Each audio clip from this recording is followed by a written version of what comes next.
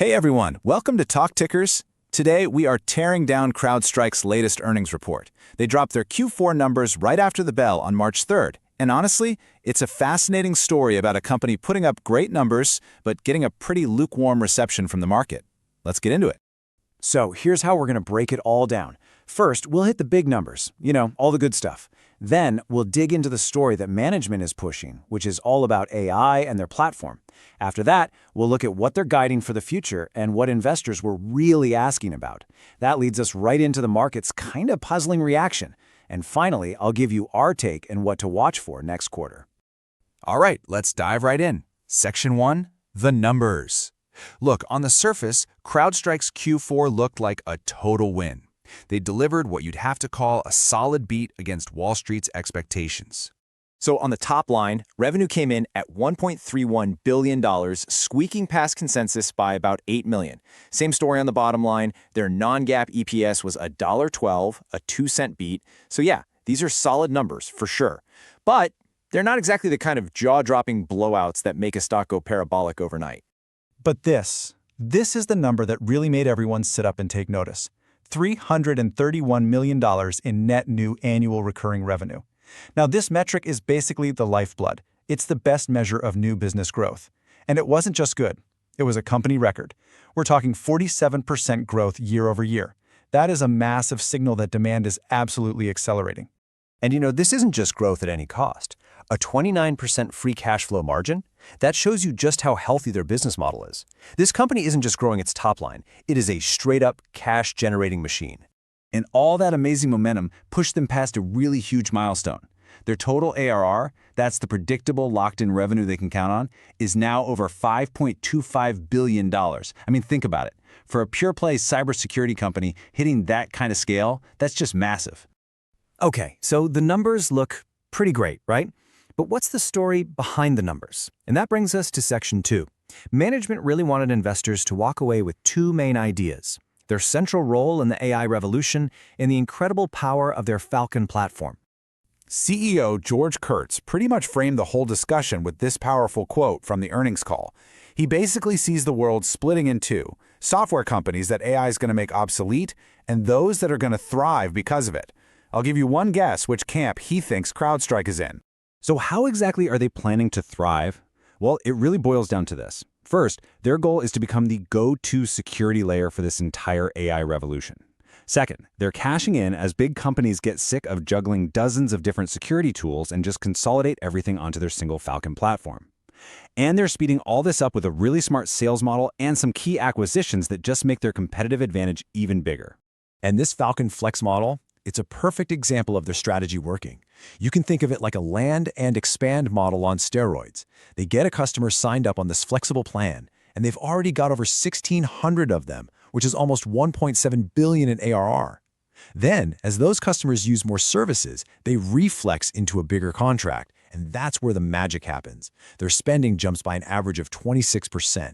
What's even crazier is that almost 100 customers have already done this more than once. This isn't just a sales pitch. It's a real, self-sustaining growth engine. So you've got strong numbers and a really compelling story. That should be a home run, right?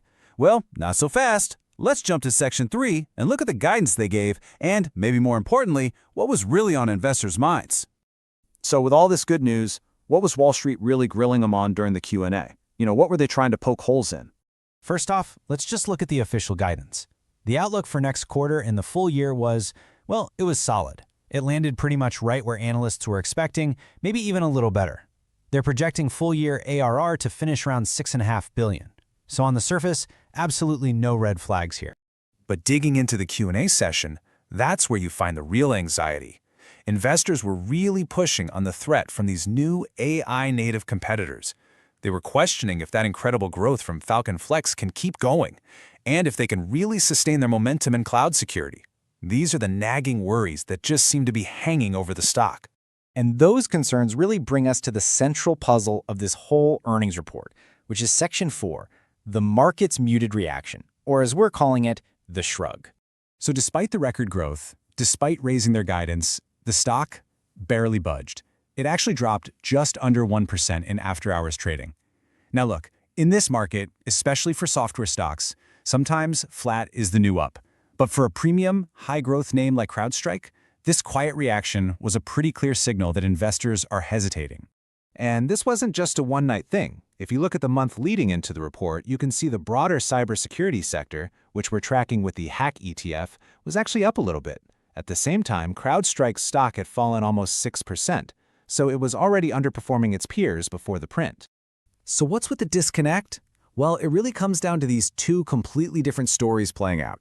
The bulls, and they have a good point, are focused on the amazing fundamentals, that record growth, the strong profitability, the positive outlook. But the bears are looking at all the external stuff, a sky-high valuation, a tough macro environment for software in general, and those nagging fears about new competition.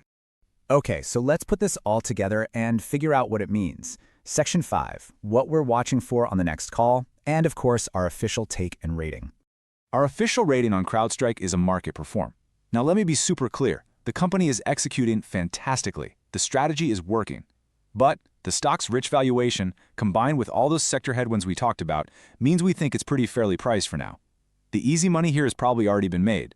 From this point on, the company has to execute flawlessly just to hold its current price. So, what are we going to be watching for on the next earnings call? Well, these are the big ones. First, can they keep up that Falcon Flex momentum? We also want to see more than just talk. We want hard proof that they are winning against those new AI competitors. We'll be looking really closely at their margins for real expansion. And of course, any comments they make about the overall health of enterprise software spending will be absolutely critical. And that brings us to our final trade idea for the quarter, something we're calling the platform pairs trade. The concept here is pretty simple. You go long CrowdStrike, while at the same time shorting a handful of older security vendors who only sell one or two niche products. This isn't just a bet on CrowdStrike's next quarterly report. It's a bigger, strategic bet that the entire industry is going to keep consolidating around platforms, a trend that CrowdStrike is perfectly positioned to lead. And, as always, we have to end by saying this is not financial advice.